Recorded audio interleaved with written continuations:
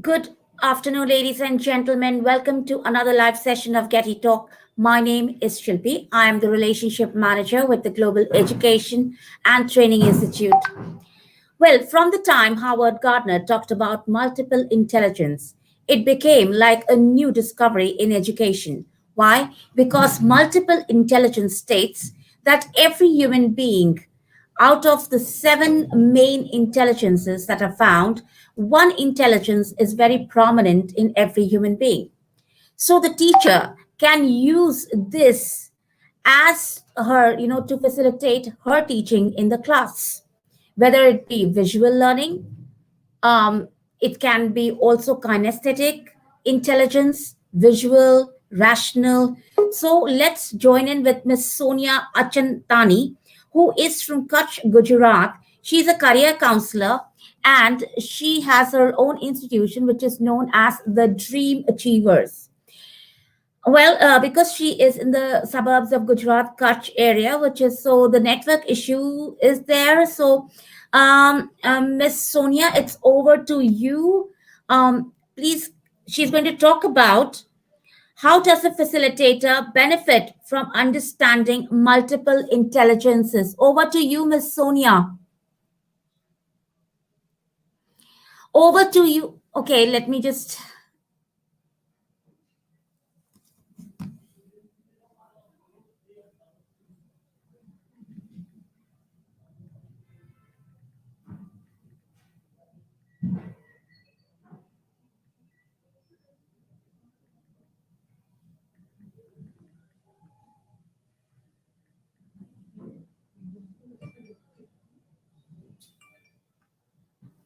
I think there are issues from the network. The network is internet is playing up. But I would request you to please stay tuned in. She'll be back in a minute. There she is.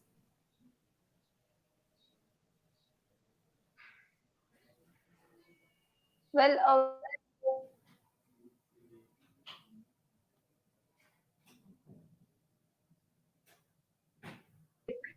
I would like to extend my gratitude and thanks to Dr. Sunita Gandhi, the founder of GETI, the team of GETI, and especially Shilpi, who has been coordinating for all this, for providing us this platform.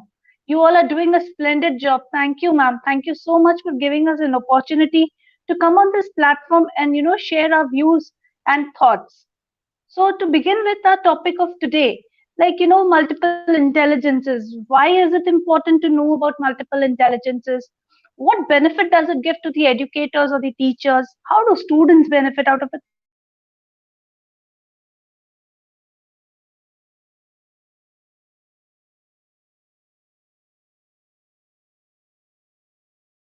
So, let's start with that. I would request the audience to please stay tuned in. Despite all difficulties, Ms. Sonia Achantani has made the efforts to be with us and express her views on this topic. So let's cooperate with her. There she is. We all are individuals who have different strengths, different potentials, different abilities.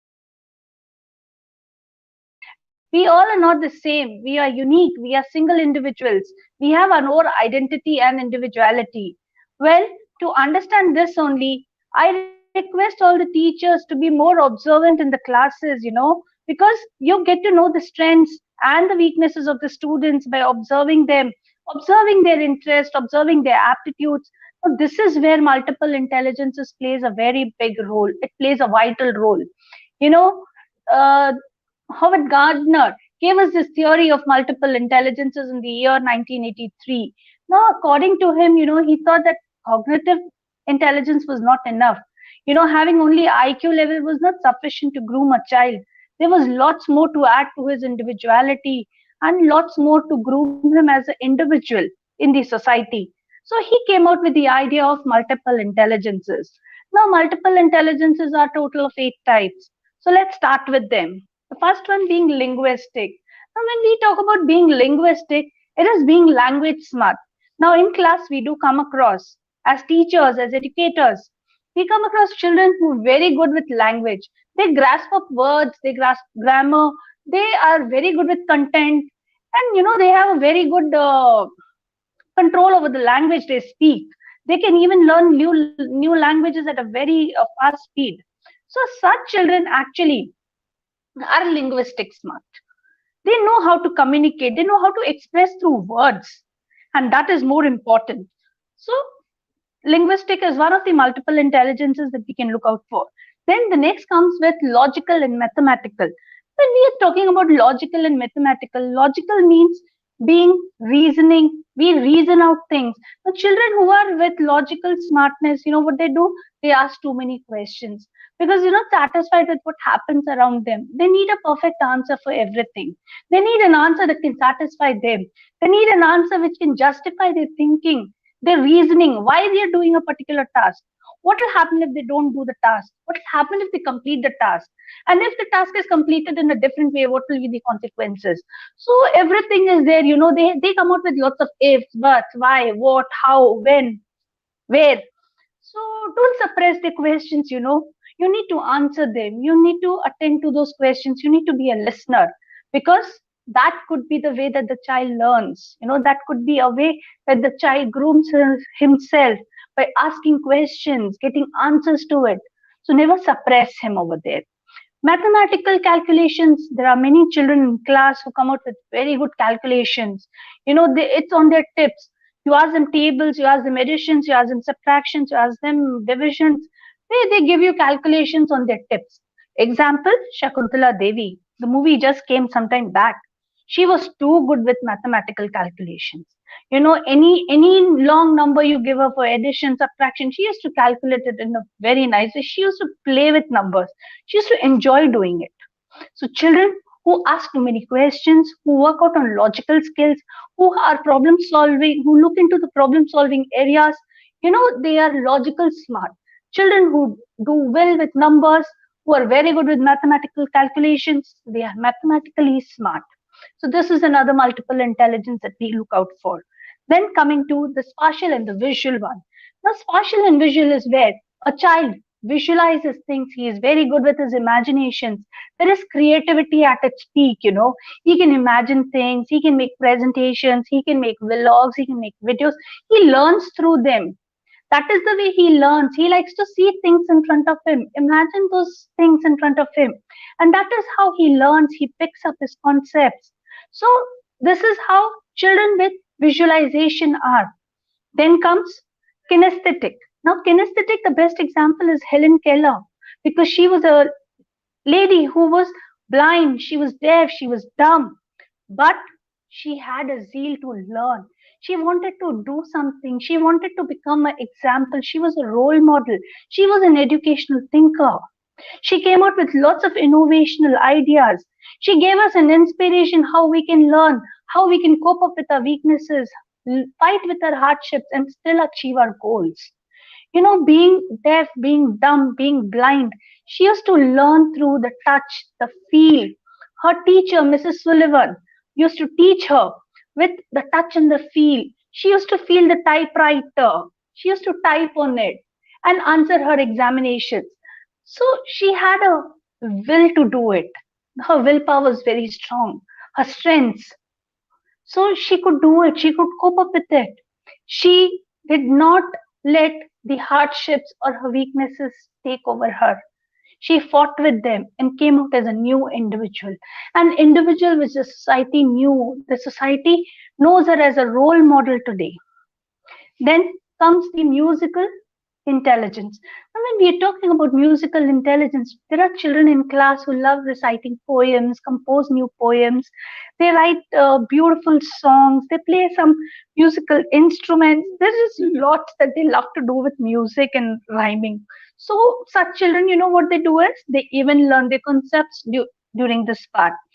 Children who are usually good with music, like composing songs, poems, writing them, they are very good with language also.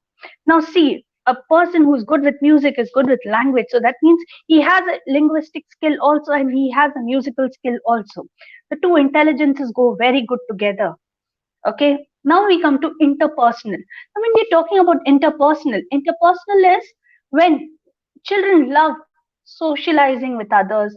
They love group discussions. They like to be in groups. They take up leadership. They are leading from the front. They are the leader. They tell you, okay, I'll tell you how the work is done. They come out with cooperative learning, they come out with collaborative learning. So they learn to respect each other's ideas over there. They learn to share ideas with each other. They respect each other. They learn leadership qualities. They know what is strength, and they are together with their strengths. They want to overcome the weaknesses of each other. They make each other's weaknesses their strengths and come out as a good team. So all this has to be taken care of. So this is how interpersonal intelligence works. Now, when we are talking about intrapersonal is a person who is into self-studying, a person who likes to be to himself. He doesn't like socializing with others. He doesn't like to go around in the mass in groups. He needs to be with himself, explore himself, do things on his own in his own individuality. So when a person is into that, he's an introvert person. But that doesn't mean that he doesn't have skills and he doesn't have knowledge or his IQ is not good. No, it's only that he's a little different from the others. So he is more comfortable learning alone than being in the group. Now, when we're talking about these intelligences, teachers, here we need to make it a habit to make observations in class. We need to see how the children perform in different things. That is how we can bring them together with their strengths. Now, there's another multiple intelligence we talk, and that is naturalist. This is the last multiple intelligence, the eighth one, and this deals with children who are very good with nature. They love science. They like to work in the environment, be with nature. They love animals, pets. They like to learn more about plants, trees. So they are more on the nature part of it. So when you leave them in an environment where there's lots of nature, they really feel very happy seeing the beautification of the nature. They learn through that. And especially children who get into science, especially the biology, botany, zoology, they are very good naturalists because they love to work with the environment. Okay. Now, when we talk about these multiple intelligences, we need to, come out with different ideas. We need to, how it's going to help the educators. We need to not only be teachers, not only the educators, we need to become the educational thinkers. We need to change the role that we play in the class. We need to come one step ahead.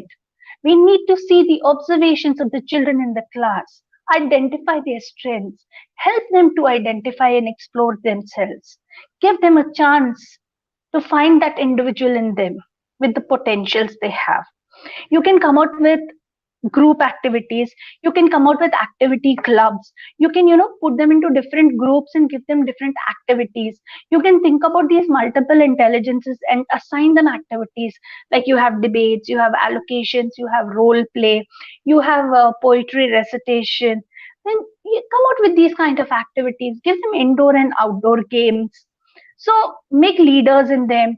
Then when you see children coming out with and excelling in their qualities, change their groups, shuffle them with different students, so that each one gets a chance to mingle around with the other group. They are very familiar. Believe me, teachers, when you're doing such kind of activities, you're not only grooming a child, you're not only exploring his potential, but you are involving yourself in those activities. You're coming more closer to the child. You're making a bond with the child, and you become an integral part of the activities that they do, the innovations they come out with, the explorations they come out with. And once they are comfortable with you, they will feel very happy, they will feel at comfort, at ease to share their ideas with you. And they will come out with innovation, they will come out with new discoveries, new explorations, and they'll be very happy to share such things with you. So don't suppress them, be good listeners to them, encourage them, motivate them, give them such chances to come out, give them platforms to prove themselves, because this is how we need to groom them, and we give them a chance to groom it in this way. It really works good and it does wonders. Believe me, the coming generation that we will have, groomed with all these potentials, are going to be really very different from what we have thought of. They all are unique, they all have different qualities. We cannot compare them on the same scale.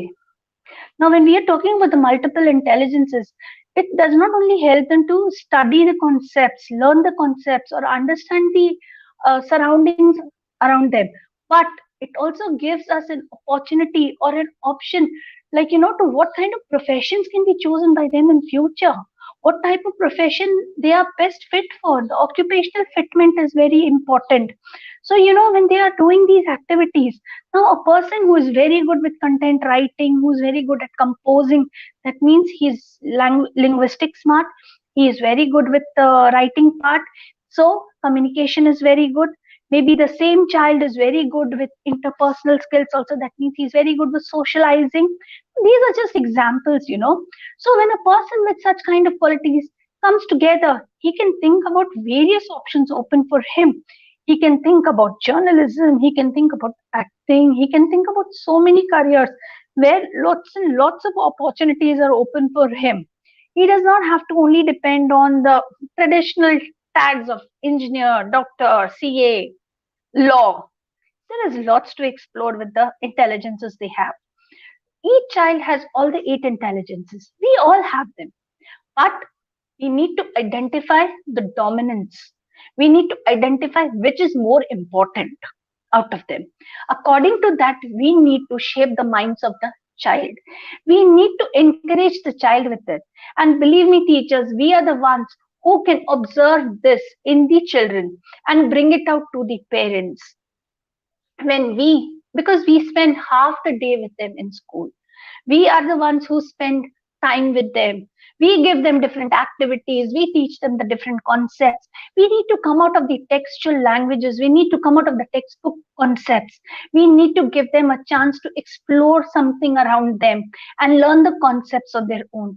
And believe me, when they're doing that, they learn much better because they're given the freedom to learn it on their ease. And they remember those concepts in a much better way. I'll give you a small example. I had a friend who was very, very weak with, remembering things, like, memorizing things. So one day she just started rhyming those, terms and definitions and rhyming words and like, singing way. But believe me, that really helped her. She was music smart. She used to take part in musical concerts and everything. And believe me, that really worked for her. So, she made it a pattern to learn things in that way. The concepts that were very difficult for her to cope up with. She used to take up those concepts in musical way. She used to compose it in different songs, give them rhyming words so that she could remember. And she used to do wonderful, with her exams. So these are just ways, just innovative ways that the children come out with. Now, when you're talking about a subject like social studies, at times, history really gets boring for children. Political science, where you have to learn about democracy, you learn about political parties. Children at times get very bored with such things. Give them role plays over there. Ask them to enact those. Give them scripts. Let them do a role play instead of you teaching them in class, like, standing in front of them and teaching them. Come out with role plays. Assign them with different role plays, and the child who is very good with linguistic skills, give him the script to write. Let them write the dialogues. So that part is there. So each one involves over there. Then there are different pop-ups we need for that. We need some kind of what to say, decorative parts, and like, the thrones have to be made, the crowns have to be made. You can make jewelry through art and craft. You can give it to children who are very good with creativity work, drawing and art. So that is their part of involvement. Children who can do acting, enact things, tell the dialogues, give them that part. So the whole class involves in it. And believe me, the concept learned in that way is fantastic because they will never forget what they've learned. They will always remember it because it was an innovation, it was an interactive class that they had. And they will remember the concept for a longer period. Right now, till date, what was happening? Textbooks used to be taught to them. Teachers used to come to class. Even we as a teacher have done the same thing. We have come to the class, we've explained them from the textual, marked the question answers, given it to them, and the topic is over. No, no, time is changing. The national education policy that is coming up is also emphasizing on the skill part. They are coming out with innovations. They are making changes. They want children to integrate artificial intelligence, art and craft with their syllabus content. They are giving children options open to come out, explore their skills, their talent in a new way, because they feel skill development is also very important. See, everybody cannot be very good with content or the syllabus that the textual part is there. So divide it in such a way that everybody gets a chance in the class to participate. And when you recognize their multiple intelligence, you can divide them in those groups. Then give them activities based on that. Believe me, it's going to do wonders to them. And when it does wonders to them, it really means a lot, because each one is going to excel in whatever it is. So that is really, really very important. So, teachers, I would request you, don't be just educators. Just don't limit yourself to the teaching of classroom. Think more beyond it. Think what new you can give them, how more interactive the classes can be, how you can, come out with different ideas to explore the multiple intelligences in them. Believe me, not only them, you might come out with a new intelligence that is there in you also, a potential which was not looked into, you had never explored it at the age, you know. So that could be a different thing. You could, because that could change your way of looking at things also in future. That might give you a new rise in your career. So along with them, we also learn, we also enhance our skills. So see, the pandemic has taught us, okay, we have been through a lot last year. The whole of last year we have been, adapting to the new normal, to the new methodologies of teaching and everything, and we've worked with it. We've become tech savvy. We have tried doing everything that we could to bring the best to the children. And believe me, teachers, it's a tap on all your back, claps to all of you, a round of applause to all of you to do so much of hard work. It's been really a very tough time for all of us. But when we can adapt to the new normalcy, then why not change the methodologies of learning? Why not bring in new ways of learning to the children? Let's do that. Believe me, it's really going to work miracles for all of us. It's really going to be good. I would say that each child is unique. We need to come out with the best in them. And I would like to end with this note only, that when we are trying to explore their potentials, we will make them a better individual for themselves, but also for the society. Because when they are groomed with not only the concepts and the classroom teaching, but they are groomed with being a separate identity and a separate individuality they get. It's a total grooming. It's a grooming development for them. They are overall groomed with all the qualities in them. So let's all together pledge that we will really do that. And believe me, this is really going to help all of us. Thank you for being so patient and listening to me. And I would be very happy if you have any questions on it to answer them. Thank you, Ms. Achantani. Well, yes, questions as such, regarding, because you're a career counselor and also you have talked about multiple intelligence. So for a teacher, even if there are 40 children in a class, so isn't it difficult for her to gauge about each child? What kind of intelligence? Is there a method of doing it?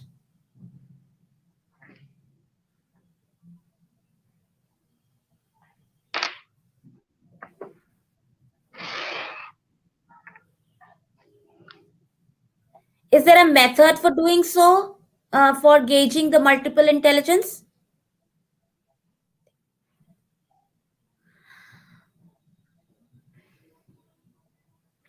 I believe there is a network issue on her side, because of which she's unable to hear me.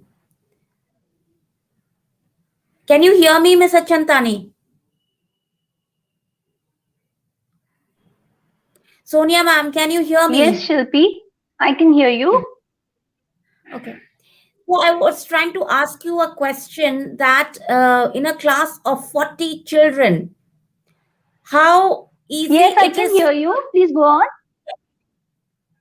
Yes, I'm asking in a class of 40 children, how easy is it for a teacher to gauge the multiple Shilpi, is there intelligence in somebody the. who's asking me something, or it's you who's talking? I am asking you. I think there is a network issue. Shilpi? I can hear you, ma'am. I think you are unable to hear me. Can you for a second disconnect and connect again, please?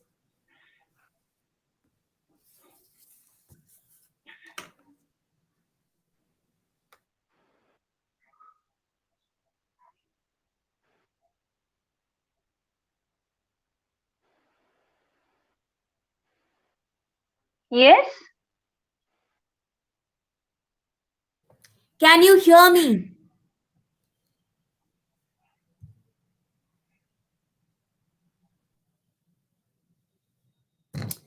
I think there is a serious network problem on our side. So the time for the show is also over. So therefore, I would request all of you to post your questions here. Maybe later on we can somehow pass it on to her, and we'll get the answers.